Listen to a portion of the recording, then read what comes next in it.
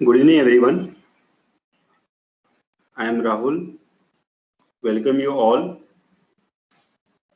Today, we are honored to have Pramod Sawant sir as a chief speaker on the National Value Day. Today is Gandhi Jayanti also. Plus, it is the birthday of Pramod Sawant sir. So, we are honored to have the Pramod Sawant sir on this platform. I request Dr. Dhananjay sir to introduce our chief speaker, Pramod Sawant sir.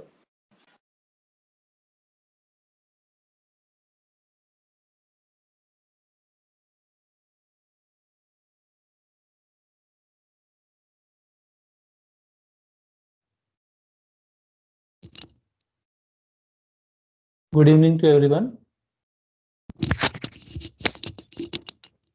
I, Dhananjay Gilgar, President of Association of Civil Engineers Practicing, welcome you all on the occasion of 2nd October, that is Gandhi Jayanti, Lal Bahadur Shastri Jayanti, and National Values Day. It is a very nice coincidence that our chief speaker, Pramod Sawant sir, on the occasion of National Values Day, his birthday is also today. So, he is our main speaker. He will guide us on the profession of valuation.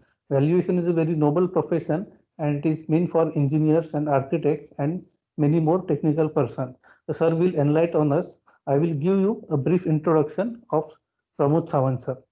Engineer and valuer Pramod Sawant sir is having a rural background and agriculture background. He belongs to Kuppa village, Taluka Vadwani, district Bid. His primary education is in Bid district and he completed his graduation in civil engineering, Bachelor of Civil Engineering from Gulbarga, Karnataka state. Sir is having very versatile personality and various educational qualifications. He completed his graduation in 1988 and still in 2020 he is studying. He is getting more degrees. He completed his diploma in business management from Marathwada University in 1992. He completed his Master of Science MSc Real Estate Valuation from Annamalai University in 2017. He completed his BSc Agriculture from YCMV Nasik in 2020 recently. He is associated with engineering firm and he is also in social works also. He is past president of chairman of Institution of Valuers Aurangabad branch. He is ex-president of Association of Civil Engineers Practicing Aurangabad, ex-president of Rotary Club of Aurangabad Cantonment. He is life member of Institution of Valuers fellow member, Institution of Engineers fellow member Kolkata. He is member of Indian Institute of Technical Arbitrator. He is president also in Nipat Niranjan Seva Bhavi Sanstha Aurangabad. He is registered valuer, arbitrator, chartered engineer, structural engineer, and architectural planner, having various experience in the field of consulting, civil engineering, architecture, and valuation. So I now request Pramod Sawant sir to start his presentation.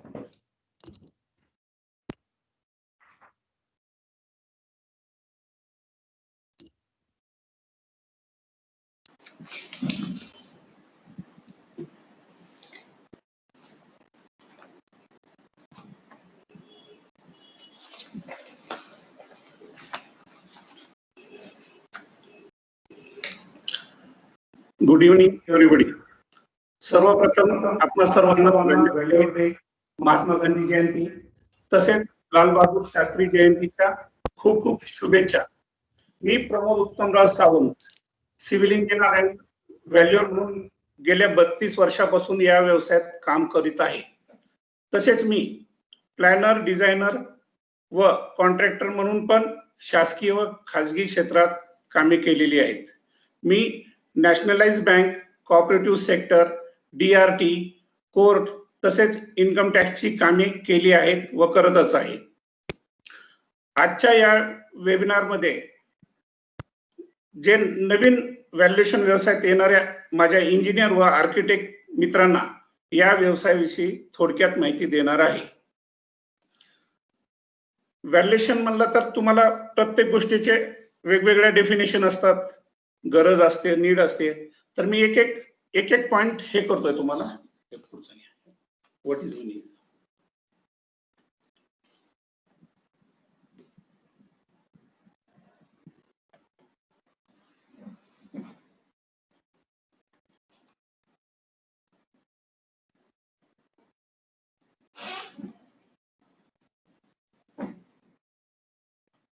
What is meant by valuation? Valuation is the process of determining the present value of an asset. आणि दुसऱ्या भाषेत पण आपण सांगू शकतो an estimation of worth of something, especially one carried out by the professional valuer. उदाहरण द्यायचं असेल तर उदाहरणामध्ये एखाद्या प्रॉपर्टीवर आपल्याला कर्ज घ्यायचं असेल तर बँक व्हॅल्युअर मीन्स मूल्यांकन करा आपण मराठीमध्ये म्हणूया, यांना असाइनमेंट देते. तसेच त्या प्रॉपर्टीची कागदपत्रे जसे की registry, layout, any order, PR card, इमारत बांधकाम परवाना, तसेच इमारत पूर्णत्वाचा दाखला, या कागदपत्राच्या आधारे व्हॅल्युअर हा प्रत्यक्षात साइटवर जाऊन पाहणी करून रिपोर्ट तयार केला जातो.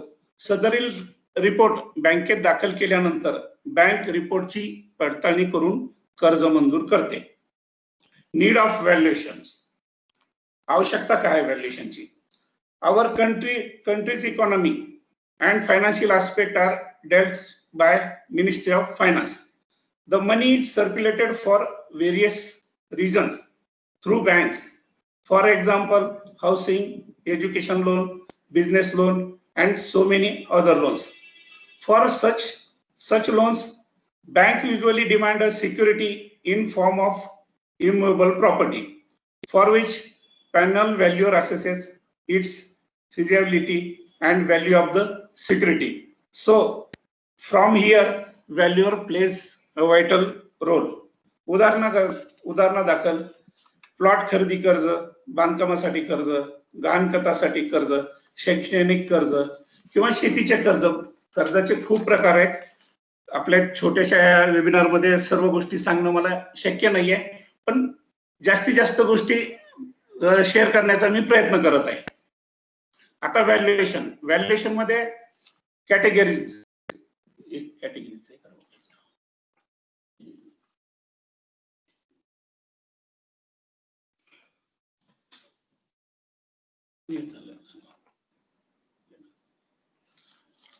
Categories of valuation. यामध्ये जवळपास 17 प्रकारचे व्हॅल्युएशन केले जातात. एक आहे लँड अँड बिल्डिंग, ज्याला की आपण इमूव्हेबल प्रॉपर्टी म्हणतो. प्लांट अँड मशिनरी, ज्याला की आपण मुव्हेबल प्रॉपर्टी म्हणतो. Agriculture land, gold, mines, forest and many other. आज आपल्या सिव्हिल इंजिनियर तसेच आर्किटेक्ट साठी लँड अँड बिल्डिंग व्हॅल्युएशन साठी खूप संधी आहे. यामुळे उत्पन्नाची ही एक नवीन संधी किंवा आपण त्याला स्रोत निर्माण झालेली आहे. आता आपण व्हॅल्युएशन फील्ड मध्ये आल्यानंतर आपल्याला लँड अँड बिल्डिंग साठी, का तर आपण बेसिकली सिव्हिल इंजिनियर आणि आर्किटेक्ट आहोत, तर आपल्यासाठी लँड अँड बिल्डिंग व्हॅल्युएशनचीच आपण चर्चा करूया. त्याच्यामध्ये बऱ्याच व्याख्या आहेत, पण त्यातली त्यात मी कमी थोडक्यात सांगतो तुम्हाला. ह्याच्यामध्ये 3 गोष्टी खूप हे करतात: कॉस्ट, प्राइस आणि value.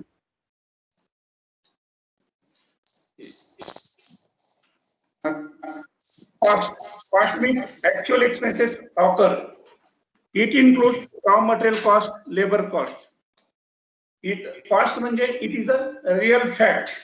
Price means cost plus profit. त्याला सोप्या भाषेत म्हणता येईल की it is a selling price fix by seller. प्राइसला आपण price is a policy. Value, the amount of money that something is worth. It is a matter of realization of value decided by seller and buyer. एखाद्या it is a opinion. Value म्हणजे opinion आहे. Value म्हणजे एखाद्या गोष्टीची पैशातील किंमत. आता ह्याच्यामध्ये 3 प्रकारचे खूप महत्वाचे आहेत, जे की fair market value, realizable value, for sale और डिस्ट्रेस सेल व्हॅल्यू. तर मी एक एक तुम्हाला सांगतोय. Fair market value. Fair market value म्हणजे आपण त्याला बाजार मूल्य म्हणूया मराठीमध्ये. Fair market value when a property sold in the open market under normal condition. सगळ्यात महत्वाचं मार्केट व्हॅल्यूला market under normal condition such a value is called as a market value. याच्यामध्ये कुठलाही दबाव नसतो. घेणारा आणि विकणारा ह्यांच्या दोघांमध्ये व्यवहार झालेला असतो. तर त्याला आपण बाजार मूल्य म्हणूया. जेव्हा एखादी मालमत्ता सर्वसाधारण स्थितीत खुल्या बाजारात विकली जाते अशा मूल्याला आपण बाजार मूल्य म्हणतो. सेकंड आहे रिलायझेबल व्हॅल्यू किंवा कन्झर्वेटिव्ह सेल व्हॅल्यू. त्याला आपण प्राप्तियोग्य मूल्य आपण मराठीत म्हणतोय. This term is common parlance would means net money likely to be realized by the owner of or sale of the property. मराठीत आपण म्हणूया याला सर्वसाधारण भाषेत याचा अर्थ संपत्तीची विक्री झाल्यानंतर मालकाद्वारे मिळणारा निव्वळ पैसा असेल त्यालाच आपण प्राप्तियोग्य मूल्य म्हणतो. तिसरा आहे डिस्ट्रेस किंवा फोर सेल व्हॅल्यू ज्याला की आपण मराठीत त्रास मूल्य म्हणूया. डिस्ट्रेस व्हॅल्यू मी तुम्हाला जसे जसं पुढच्या ह्याच्या टप्प्यात जाईल तसं तसं मी तुम्हाला प्रत्येक गोष्टीचं उदाहरण देऊन सांगेल. When a property sold by the owner under distress condition the sale price is called forced sale or distress value. ज्याला की आपण त्रास मूल्य म्हणतो. मराठीमध्ये म्हणता येईल की जेव्हा एखादी मालमत्ता संकट परिस्थितीत विकली जाते तेव्हा त्या विक्री किमतीला त्रास मूल्य असे म्हणतात. आता या गोष्टी आता सांगायच्या तर खूप गोष्टी आहेत त्याच्यामध्ये व्हॅल्युएशन मध्ये आणि एक 45 मिनिटांमध्ये मी सर्व गोष्टी काय तुम्हाला सांगू शकत नाही. पण ज्या काही फ्रिक्वेंटली आपल्याला करावं लागतात त्या गोष्टी मी सांगतोय तुम्हाला. त्याच्यानंतर डिप्रिसिएबल व्हॅल्यू ही एक टर्म आहे. The amount of acquisition cost of an asset that will be expensed over the useful life of asset. Depreciable म्हणजे एखादी समजा बिल्डिंग आहे. बिल्डिंगला 15 वर्ष झालेले आहेत बिल्डिंगला. तर त्याच्यामध्ये आपल्याला डिप्रिशिएशन डिप्रिसिएबल दोन्ही व्हॅल्यू काढता येतात. का तर प्रत्येक वर्षी ह्या बिल्डिंगला घसारा प्लॉटला घसारा येणार नाही. प्लॉटला अप्रिशिएशनच राहणार प्रत्येक वेळेस. पण बिल्डिंग हे समजा आपल्या आरसीसी बिल्डिंगचा आपण नॉर्मल लाईफ 60 ते 80 वर्ष पकडतो. समजा 15 वर्ष यूज झालं तर आपल्याला 15 वर्षाचा घसारा मायनस करून जी किंमत येते त्याला डिप्रिसिएबल व्हॅल्यू म्हणता येईल. माझ्या माहितीप्रमाणे as per my knowledge valuation is a 70% art and 30% science. So judgement plays vital role. खरं म्हणजे पुस्तकी ज्ञानामध्ये जर तुम्ही व्हॅल्युएशन करायला गेलात तर तुम्ही ऍक्च्युअल कॉस्ट काढू शकत नाही बिल्डिंगची. का तर भागिले गुणिले करून कुठल्याही गोष्टीची येत नाही. त्यासाठी त्या भागातला रोडचा फ्रंटेज काय आहे, प्लॉटला विड्थ काय आहे, नंतर लोकॅलिटी काय आहे तिथली, सगळ्या गोष्टीचा तुम्हाला अभ्यास करावा लागतो. ती एक आर्ट आहे. आणि 30% सायन्स म्हणजे तुम्ही कॅल्क्युलेशन पार्ट आला. जसं की बाबा प्लॉटचा गव्हर्नमेंटचा रेट पाहायचा, तसेच सेल इन्स्टन्स पाहिजे त्या एरियातले, नंतर त्या एरियामध्ये जे कोणी एजंट आहेत त्यांच्याकडून माहिती घ्यायची, डाटा कलेक्ट करावा लागतो आपल्याला प्रत्येक गोष्टीचा. तर हे डाटा कलेक्शन म्हणजे हे आर्ट आहे, ऍक्च्युली स्किल आहे त्या व्हॅल्यूवरचं. बाकीची माहिती 70% आणि 30% म्हणल्यानंतर कॅल्क्युलेशन पार्ट आहे. त्याच्यामुळं judgement plays a vital role. आता तुम्ही म्हणाल की बाबा हे व्हॅल्युएशन करायचं पण कोणत्या कोणत्या ठिकाणी लागतं हे व्हॅल्युएशन. व्हॅल्युएशन एक तर बँकेला ज्यावेळेस लोन देते बँक त्यावेळेस व्हॅल्युएशन शिवाय ते त्यांना समोरच्याला कर्ज देऊ शकत नाही. त्यामुळं बँकेसाठी आपण एक नवीन संधी आपल्याला. त्यामुळं ह्या व्यवसायात शांतपणे शांत डोकं ठेवून सगळ्या गोष्टीचा अभ्यास करून प्रत्येकाने व्हॅल्युएशन करायला पाहिजे. आता पर्पजेस मध्ये मॉर्गेज अँड फायनान्स. मॉर्गेज म्हणजे तुम्ही एखादी प्रॉपर्टी तुमची आहे, रेडी आहे, तर ती प्रॉपर्टी तुम्ही बँकेत गहाण ठेवून त्या पर्सेंटेजमध्ये व्हॅल्युएशनच्या पर्सेंटेजमध्ये सगळं बाकीचा अभ्यास करून तुमचं इन्कम टॅक्स रिटर्न पाहून त्यांना लोन दिलं जातं. दुसरं आहे रेंट फिक्सेशन. समजा एखाद्या मार्केटमध्ये शॉप आहे, जे ओनर आहेत त्यांना तर माहित नसतं की बाबा काय काय काय रेंटनं द्यावं, हे काय काय किराया येईल आपल्याला. त्यासाठी व्हॅल्युअरचा खूप मोठा रोल आहे. व्हॅल्युअर पूर्ण अभ्यास करून त्या शॉपचं डिमांड, कोणत्या टाईपचा व्यवसाय कोणता टाईपचा येणार आहे, ते सर्व पाहून रेंट फिक्सेशन व्हॅल्युअरला करता येतं. तिसरं आहे प्रॉपर्टी टॅक्स कॅल्क्युलेशन. समजा बऱ्याच टाईपच्या बिल्डिंग असतात, नॉर्मल असतात, लोड बेरिंग असतात, आरसीसी असतात, काही तुमच्या GI शीटचे रूफ असते, काहीला स्लॅबचे असते. तर सगळ्या गोष्टीचे कॅल्क्युलेशन करून त्याचे स्पेसिफिकेशन पाहून टॅक्स प्रॉपर्टी टॅक्स कॅल्क्युलेशन करतात. समजा कॉर्पोरेशन आहे, कॉर्पोरेशनने तुमच्या बिल्डिंगला प्रॉपर्टी टॅक्स समजा सपोज 20,000 लावला, तर तुम्ही त्यांना चॅलेंज करू शकता की बाबा ह्या प्रॉपर्टीची एवढी किंमत नाहीये, हे जे स्पेसिफिकेशन हे आहे, हे त्यामध्ये व्हॅल्युअरचा रोल खूप महत्वाचा आहे. चौथा आहे व्हिसा पर्पज. समजा आपल्याला बाहेर देशात जायचंय, बाहेर देशात जायचं तर व्हिसा कंपल्सरी लागतोय. तर त्याकरता व्हिसा ह्याच्याकरता लागतो की बाबा हा माणूस शिक्षणाकरता गेलेला असेल किंवा फिरण्याकरता गेलेला असेल, तर हा माणूस तिकडे सेटल होणार नाही, तो परत येईल, त्याची प्रॉपर्टी भरपूर आहे भारतामध्ये, तर त्याकरता आपल्याला त्या प्रॉपर्टीचे व्हॅल्युएशन करावं लागतं, त्याला व्हिसा पर्पज करतात. कॅपिटल गेन किंवा wealth tax purpose. Capital gain मध्ये प्रॉपर्टी समजा 1981 ला घेतलेली आहे आपण, त्यावेळेस 5,000 मध्ये प्लॉट घेतला, 1-2 लाख बांधकामाला लागले. पण आज मार्केट वाढलंय, कमर्शियल एरियामध्ये आलं समजा ते, तर ज्यावेळेस विक्री होती प्रॉपर्टी, त्याची किंमत 25 लाख तर नाही राहणार, 100%, 2 कोटी, 1 कोटी, 100% राहील. तर ह्या दोन्ही डिफरन्सवर इंडिव्हिज्युअल करता 20% टॅक्स बसतो, कंपनी करता 40% आहे आणि असोसिएट मध्ये 30% आहे. तर हे कॅल्क्युलेशन आहे.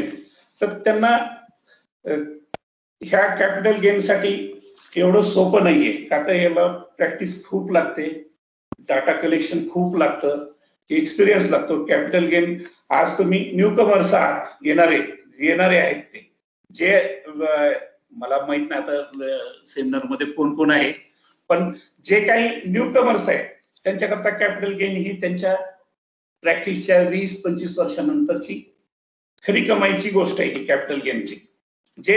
जे प्रॅक्टिस मध्ये आहेत ऑलरेडी त्यांना कॅपिटल गेन बद्दल माहिती आहे आणि ते भरपूर पैसे कमवत आहेत त्याच्यामध्ये. तिसरं लिक्विडेशन अँड ऑक्शन पर्पज. समजा एखाद्या बँकेचं लोन घेतलेलं आहे एक्स पार्टीने, तर बराच फॉलोअप करून बँक त्यांना बराच फॉलोअप करून पैसे भरण्याकरता सांगतात, पण त्यांची पैसे भरण्याची कुवत नसल, स्थिती नसल त्यांची, किंवा विलफुल डिफॉल्टर असेल एखादा, तर त्याकरता प्रॉपर्टी काय करतात, त्या प्रॉपर्टीचं बँक व्हॅल्युअरला सांगतात की बाबा हे आपल्याला ह्याचं ऑप्शन करायचंय, त्याची किंमत काढा. तर मग परत व्हॅल्युअर जे लोन करता जे व्हॅल्युएशन दिलेलं असतं त्यांनी ते आणि ऑप्शन ह्याच्यामध्ये खूप आजकालच्या म्हणजे मी तर ह्या लास्ट 5 वर्षामध्ये असं पाहतोय की ज्यावेळेस लोन घ्यायचंय त्यावेळेस एखाद्या प्रॉपर्टीचं व्हॅल्युएशन 5 करोड दिलेलं असतं आणि 5 वर्षानंतर त्याच प्रॉपर्टीचं तोच व्हॅल्युअर 2 कोटी व्हॅल्युएशन देतो. होणार नाही की बाबा एकदम म्हणजे आपलं काय लेमन ब्रदर्स सारखं आपल्याकडे काही हे झालेलं नाही अमेरिकेत सारखं. आपल्या देशाची स्थिती खूप छान आहे, पण हे मॅन्युप्युलेटली किंवा अंडर बर्डन आल्यामुळं त्यांनी किंवा पैशाच्या लालचे पोटी जे व्हॅल्यूने दिलेले आहे पहिले व्हॅल्युएशन आणि आता त्यांनाच आपण सांगतोय की हे ऑप्शन पर्पज करता काढा. तर ह्यामुळं बँकेचे एनपीए खूप वाढतंय. तर मला सर्व व्हॅल्युअर मित्रांना विनंती आहे की त्यांनी प्रत्येक गोष्ट सेल इन्स्टन्स सगळ्या गोष्टीचं नॉलेज डाटा कलेक्ट करून व्हॅल्युएशन दिलं तर ऑप्शनच्या वेळेस बँकेला त्रास होणार नाही किंवा एखाद्या फायनान्शियल इन्स्टिट्यूटला त्रास होणार नाही, ह्याची काळजी मात्र 100% व्हॅल्युअरने घ्यायला पाहिजे. पुढचं आहे अंडर कंपनीज ऍक्ट. आता आपल्याला लक्षात येईल की बाबा हे कंपनी ऍक्ट काय बाबा आहे. हे व्हॅल्युएशन तर बाकीचं पाहिलं आपण, लोन करता घेतलंय, विजा पर्पज घेतलंय, ऑप्शन करता घेतलंय, capital. Company under companies act मध्ये यासाठी आपल्याला आयबीबीआयचं रजिस्ट्रेशन कंपल्सरी आहे. ह्याचं व्हॅल्युएशन याच्याकरता होतं की एखाद्या कंपनीचं विभाजन करायचंय किंवा एखादी कंपनी टेक ओव्हर करायची, तर त्याच्याकरता स्पेशल मिनिस्ट्री ऑफ फायनान्सनी आपल्याला आयबीबीआयचं आता आयबीबीआय व्हॅल्युअर असल्याशिवाय, रजिस्ट्रेशन असल्याशिवाय कंपनी ऍक्टचं व्हॅल्युएशनच करता येत नाही. तर त्याकरता मी पुढच्या भागात सांगणार आहेत, म्हणजे ह्याच्यामध्ये पुढच्या टॉपिक मध्ये सांगतोय काय काय आणि काय काय नाही, रजिस्ट्रेशन कसे करायचे, काय करायचे. हे तर सांगितलं मी तुम्हाला की बाबा बेनिफिट म्हणजे व्हॅल्युएशन असं आहे, तसं आहे, हे आहे, ती गोष्ट आहे. आता मी त्या प्रोफेशनचं बेनिफिट काय आहे ते सांगतो. एक आहे noble profession serving nation citizen by rendering high quality professional services to help financial institution to take appropriate decision while funding based on security value. जे आता मी तुम्हाला बोललोय की बाबा स्टार्टिंगला एक व्हॅल्यूवर 5 कोटी देतो आणि तोच व्हॅल्यूवर ऑप्शनला 2 कोटी देतोय, ते बी 5 वर्षानंतर 7 वर्षानंतर. तर त्या गोष्टी नाही घडायला पाहिजे, म्हणून आपण हे काळजी घ्यायला पाहिजे. दुसरा, large public contacts in urban, semi urban and rural sectors. आता ह्याचा अर्थ असा होतो की बाबा आपण फक्त काय मेट्रोपॉलिटन सिटी किंवा अर्बन मध्ये प्रत्येक ठिकाणी काम करतो, आपण जिल्ह्याला करतो, तालुक्याला करतो, खेड्यामध्ये करतो. यामुळं काय होत आहे की लोकांशी कॉन्टॅक्ट आपल्याला खूप कॉन्टॅक्ट मध्ये येतात. तर ह्या कॉन्टॅक्टचा फायदा काय होतो, तुम्ही व्हॅल्युएशनला गेले तर ते विचारतात की बाबा तुम्ही काय फक्त व्हॅल्युएशन करता का, प्लॅनिंग करता का, कन्स्ट्रक्शन करता का. जर त्यांचा काही पुढचा प्रोजेक्ट आला तर त्याकरता आपल्याला तो बेस खूप महत्वाचा आहे. आता फक्त व्हॅल्युएशन करत नाहीत आपण, व्हॅल्युएशनवर प्लॅनिंगचं बी काम करतो, उद्या कन्स्ट्रक्शनचं पण करायचंय. ह्या गोष्टी किंवा त्यांचे प्लॉट विक्री करून द्यायचे, बिल्डिंग विक्री करून द्यायच्या, तर ह्या गोष्टी सुद्धा पब्लिक कॉन्टॅक्टच्या महत्वाच्या आहेत. तिसरा आहे one can get good knowledge of finance, legal and technical aspect of the property. सर्वात महत्वाचं आहे ही गोष्ट. यामुळं आपल्याला पूर्ण नॉलेज असेल तरच आपण ह्या व्यवसायामध्ये येऊ शकतो. तसंच आपल्याला लिगलचं पण माहिती पाहिजे की ही प्रॉपर्टी बाबा म्हणजे शेअर्स काय आहेत ह्याच्यामध्ये, त्याचा पण आपण अभ्यास. लिगलचा तर ऍडव्होकेट करतातच, पण आपल्याला पण नॉलेज असणं जरुरी आहे. किंवा आपण ते प्रॉपर्टी जरी कागदपत्र दिले आपल्याला तर आपण त्या कागदपत्राची छाननी करताना सर्च रिपोर्ट कंपल्सरी मागवायला पाहिजे आणि त्या आधारे तसेच टेक्निकल गोष्टी पण आपल्याला बऱ्याच माहिती पाहिजेत. चौथा आहे one can start consultancy in real estate sector for conversion of land. HABU म्हणजे highest and best use of the property and RERA act consultation. Valuation मध्ये आल्यानंतर एखादा क्लायंट म्हणतो की बाबा आमची ही जमीन आहे, त्याला आम्हाला एनए करायचं आहे, याला कमर्शियल कसं करायचं, याला रेसिडेन्शियल प्लॉट कसे करायचे, ह्या गोष्टीचा पण आपल्याला त्यांचे व्हॅल्युएशन केल्यामुळं त्या एन्क्वायरी येऊन सुद्धा आपल्या उत्पन्नात भर पडते बाकीच्या ह्याच्यामुळं. पाचवं आहे one can get direct customer approach Wien customer comes for valuation plot for housing loan. आता ह्याच्याबद्दल मी माझं स्वतःच उदाहरण सांगतो. मी शेतकरी कुटुंबातला आहे. शेतकरी कुटुंबात असल्यामुळं मी व्यवसायानिमित्त तर आता सिटीतच आहे, पण मला वेगवेगळ्या फील्डवर गेल्यानंतर समजा काही इलेक्ट्रिकल लाईनचे लोक असतात व्हॅल्युएशन मध्ये, काही मोटर पाईपलाईनचे असतात, काही फर्टिलायझरचे असतात, काही सीड कंपनीचे असतात आणि काही वेगवेगळ्या हॉर्टिकल्चर मध्ये पण आहेत, त्या सर्वांचा मला खूप फायदा होतो आणि माझ्या शेतीसाठी त्याचा उपयोग होतो आणि मी तो त्याचा फायदा मी घेत आहे. तर प्रत्येकाने आपापल्या प्रत्येकाशी कॉन्टॅक्ट व्यवस्थित ठेवून आज नाही तर उद्या 5 वर्षात 10 वर्षात त्यांचा नक्की फायदा होईल. त्यामुळे प्रत्येकाशी तुम्ही संबंध चांगले ठेवायला पाहिजे आणि त्यांच्या कॉन्टॅक्ट मध्ये पण राहायला पाहिजे. हे झाले बेनिफिट. आता याच्यामध्ये रोल ऑफ व्हॅल्यूअर काय? To act with optimum competence level, analysing the data in proper order, using statistics collected from owner, site and other reliable sources to provide a biased opinion in social interest.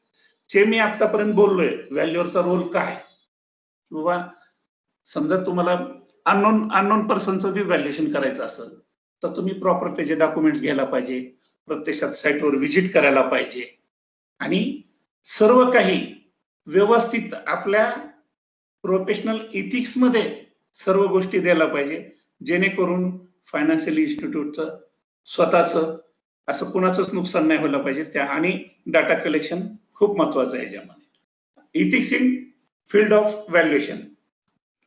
आता professional ethics मध्ये काय, short मध्ये सांगतो. Bias opinion, social interest without simply considering clients interest, gift from client, hospitality, ह्या गोष्टी. आता तुम्ही एखाद्या व्हॅल्युएशन करताय तर फक्त तुम्ही ज्यांचं व्हॅल्युएशन करायचं त्यांचाच इंटरेस्ट नाही पाहिला पाहिजे, समोर ज्यांच्यामुळे आपल्याला काम मिळालेलं आहे त्यांचा पण इंटरेस्ट पाहिला. का तर आपण बँकेवर आहेत म्हणून आपल्याला रेफरन्स मिळत आहेत, त्यामुळे बँकेचा इंटरेस्ट पण आपण ठेवायला पाहिजे.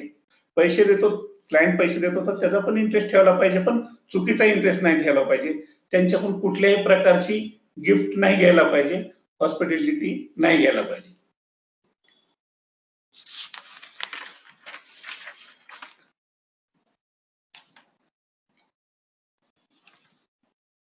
आता याच्यामध्ये पुढचा पार्ट आहे, हे तुम्ही सगळं पाहिलंय की बाबा व्हॅल्यूअर कसं व्हायचंय, कसे व्हॅल्युएशन करायचे, काय काय बेनिफिट मिळतो आपल्याला, पैसे कसे मिळतात, सगळ्या गोष्टी आपण केल्यात. पण आता सगळे बेनिफिट मिळतात पण पनिशमेंट पण पाहायला पाहिजे ना. आपण काय पनिशमेंट आहे, आपण जर चुकीचं काम केलं तर काय पनिशमेंट होईल. Punishment in profession. If found guilty misconduct, there are various punishment prescribed by Ministry of Finance through IBBI. आता मी पूर्वी तुम्हाला उल्लेख केलाच होता IBBI चा. IBBI means Insolvency and Bankruptcy Code of India, depending on gravity of the professional misconduct from 1,000 to crore.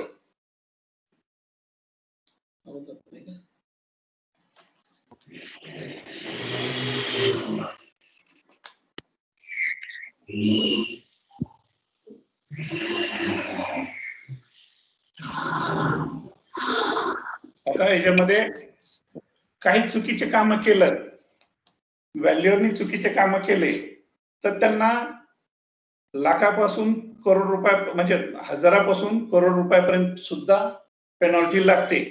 तसेच चुकीचं काम केल्यामुळं 420च्या गुन्ह्याखाली जेल पण होऊ शकते. त्यामुळं बी अलर्ट.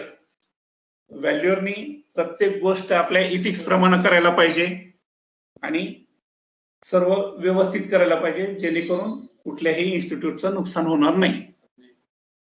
आता तुम्ही सांगितलं की बाबा व्हॅल्युअर म्हणजे काय, डेफिनेशन काय, बेनिफिट काय, पनिशमेंट काय, ह्या सर्व गोष्टी सांगितल्या. पण तुमच्या डोक्यात एक विचार येत असेल, बाबा हे सगळं सांगतात पण आम्ही रजिस्ट्रेशन कसं करायचं, कुठं करायचं, त्याचा क्रायटेरिया काय आहे, तर ते पण मी तुम्हाला सांगतोय थोडक्यात. Graduation in civil or architect can register for licentiate member or associate member or fellow members by various value association. Example सांगायचं तर मी महाराष्ट्रातच देतोय, म्हणजे भारतात खूप आहेत पण मी महाराष्ट्र सांगतो. IOV म्हणून दिल्लीची आहे, IIV म्हणून पुण्याची आहे, तसेच PVI म्हणून नाशिकची आहे. आपल्या औरंगाबाद मध्ये पण वर्मा ग्रुपची पण एक आहे. तर तुम्ही लोकलला सुद्धा तुम्ही हे करू शकता रजिस्ट्रेशन. आणि अशा प्रकारच्या खूप सारे असोसिएशन आहे. सर्वांची नावं सांगणं मला म्हणजे शक्य नाहीये. आता आपण वेबिनार संपवण्याच्या स्थितीत आलेलो आहेत म्हणजे. तर आता दुसरं एक सांगतो त्याच्यामध्ये. हे झालं वेगवेगळ्या असोसिएशनला रजिस्ट्रेशन करायचं प्राथमिक तुमचं. त्याच्यानंतर graduation in civil or architect with 5 years experience for IBBI व्हॅल्युअर. IBBI registration by successfully conducting 50 to 52 hours training and online exam. तर हे तुम्हाला वेगवेगळे आरयू आहेत. भारतामध्ये खूप आरयू आहेत. तुम्ही जर IBBIच्या वेबसाईटवर गेलात तर तुम्हाला प्रत्येकाचे नाव येतील. जे तुम्हाला सुटेबल आहे त्यांच्याकडे तुम्ही रजिस्ट्रेशन करा आणि परीक्षेची ट्रेनिंग करून परीक्षेची तयारी करा. का तर मी कळकळीनं का सांगतोय तुम्हाला, आता व्हॅल्युअर बिल जवळपास पास झालेलंच आहे. तर यानंतर जी 50 तासाची जी ट्रेनिंग आहे ती 400 तासाची ट्रेनिंग होणार आहे. आणि 400 तास तुम्हाला आपल्या औरंगाबाद सारख्या ठिकाणी किंवा कुठं नाही, मुंबई पुणे सारख्या ठिकाणी तुम्हाला 400 तास ट्रेनिंग घ्यावं लागेल. खूप किचकट आहे. तर मी सर्वांना विनंती करतोय की ज्यांचे 5 वर्ष कंप्लीट झालेले आहेत, जे सेमिनार ऐकताय आता वेबिनार, तर त्यांना मी विनंती करतोय की लवकरात लवकर त्यांनी 50 आवर्सची ट्रेनिंग घेऊन लगेच प्रिपरेशन करून ऑनलाईन एक्झाम देऊन लवकरात लवकर पास होणे आणि व्यवसायात सुरुवात करणे. तिसरं आहे graduation in civil or architect with 10 years experience for CCIT registration under section 34AB by Chief Commissioner of Income Tax Department. आता हे रजिस्ट्रेशन का आवश्यक आहे? ज्यांना कॅपिटल गेनचं काम करायचंय त्यांच्याकडे 34AB रजिस्ट्रेशन कंपल्सरी आहे. तर प्रत्येकाना म्हणजे ज्यांचे 10 वर्ष झालेत त्यांनी लवकरात लवकर CCIT कडे म्हणजे chief commissioner of income tax कडे तुम्ही फॉर्म नंबर N मध्ये रजिस्ट्रेशन करावं आणि लवकरात लवकर रजिस्ट्रेशन घ्यावं असं मी तुम्हाला सर्वांना विनंती करतोय. आजच्या वेबिनार मध्ये मला संधी दिल्याबद्दल MIT कॉलेज तसेच ACT engineer association, Aurangabad civil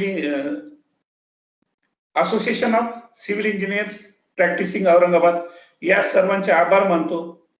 तसेच या वेबिनार मध्ये सहभाग झालेल्या सर्वांचे आभार मानतो व त्यांच्या पुढील वाटचालीस शुभेच्छा देतो.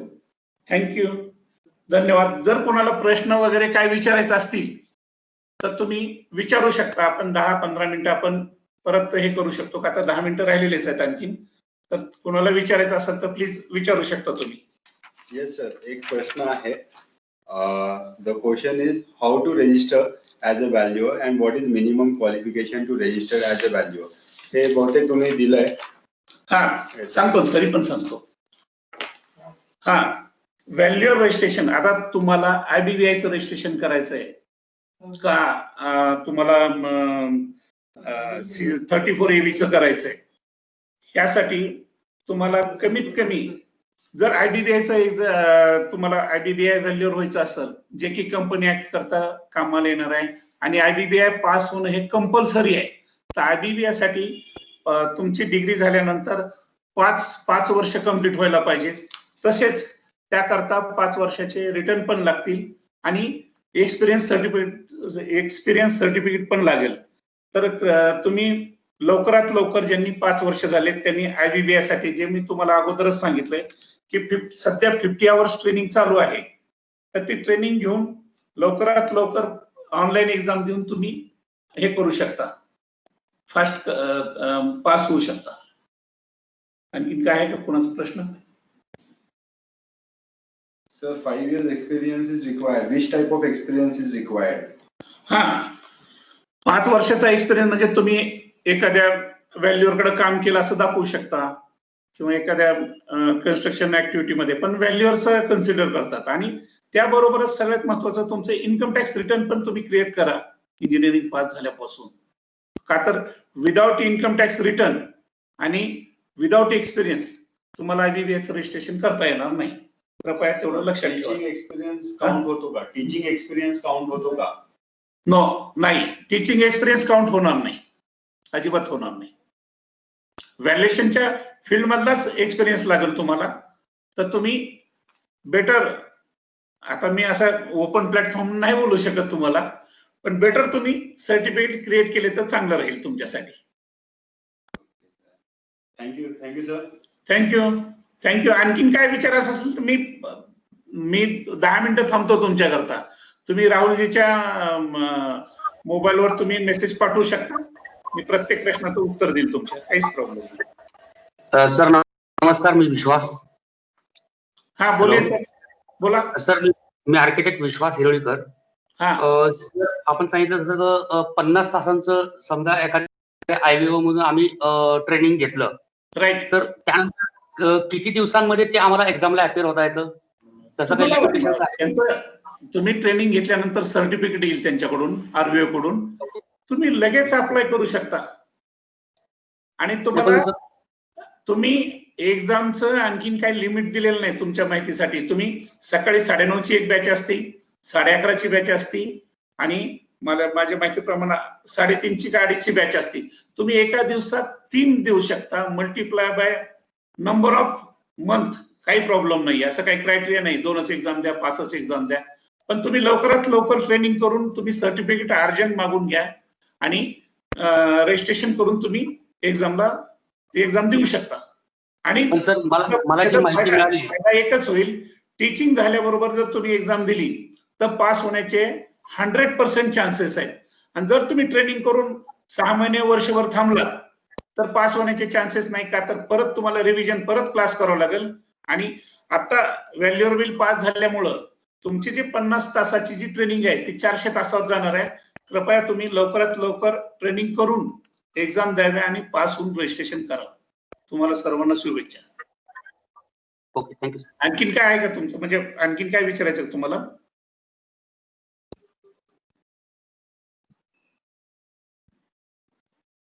Any other questions? You can unmute yourself and you can ask.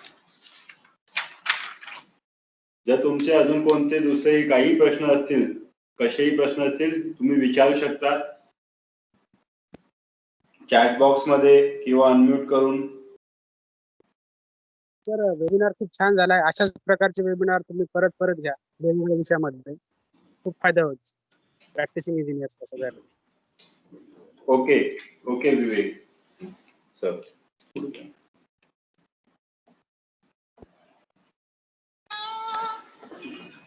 आणखीन काय विचारायचं तर बोला तुम्ही एकदा. Okay, I hope every questions are been given by sir, and it was honored. Sir has given us time on the wonderful day. Actually, it is National Value Day, Gandhi Jayanti, plus his birthday. Pramod sir birthday is there. I wish Pramod sir for the long life and happiest year ahead. Wish you many happy returns of the day, sir. Thank you. And thank you, everyone. We will stop here. And if you have any question, you can ask later on. And we will keep going on. Our next session would be after 1 month. We will let you know a date and the speaker. Thank you.